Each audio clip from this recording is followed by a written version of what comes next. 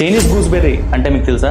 దాని పేరే కివి. పేరు మార్చడం వల్ల అది ఇప్పుడు గ్లోబల్లీ పాపులర్ అయింది, కానీ ఒకప్పుడు ఆ పేరు వల్ల చాలా ప్రాబ్లమ్స్ ఉండేది. స్టోరీ చూద్దాం, కలిసి గ్రోదాం, ఫాలో కొట్టేసాను. మ్యాటర్ ఏంటంటే చైనాలో చైనీస్ గూస్బెర్రీ అనే ఒక ఫ్రూట్స్ బాగా పెరిగేది అనమాట. దాన్ని ఎక్స్పోర్ట్ చేసేవాళ్ళు యూఎస్ కి అన్నిటికీ.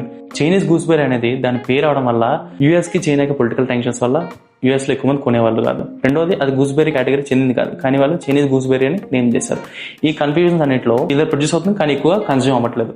దీన్ని గ్లోబల్ చేయడానికి ఆలోచిస్తున్న టైంలో 1959లో న్యూజిలాండ్ నుండి టర్నర్స్ అండ్ గ్రోవర్స్ అనే ఒక ఎక్స్పోర్ట్ కంపెనీ వచ్చింది. వాళ్ళు బాగా ఆలోచించి న్యూజిలాండ్ తాలూకు నేషనల్ బర్డ్ అయిన కివీ పేరు పెట్టి చైనీస్ గూస్బెర్రీ పేరు కివీ ఫ్రూట్ అని మార్చారు. దీనివల్ల వాళ్ళకి చైనా నుంచి వచ్చే పొలిటికల్ బ్యాక్లాష్ వల్ల ఉండే బ్యాగేజ్ పోయింది. రెండోది, కివీ అనే పేరు చిన్నదవడం వల్ల, ఈజీగా పలకడం వల్ల బాగా పెరిగింది. మూడోది, దానివల్ల డబ్బులు ఏవించాలో చైనాకు వచ్చాయి. ఈ క్రేజీ మూవ్ వల్ల ఇప్పుడు కివీ ఫ్రూట్ గ్లోబల్లీ ఫేమస్ అయింది, కానీ దాని అర్థం చైనాదని ఎవరికి తెలియదు. స్టోరీ మాత్రం కివీ ఉండడం వల్ల న్యూజిలాండ్ అని అనుకుంటారు.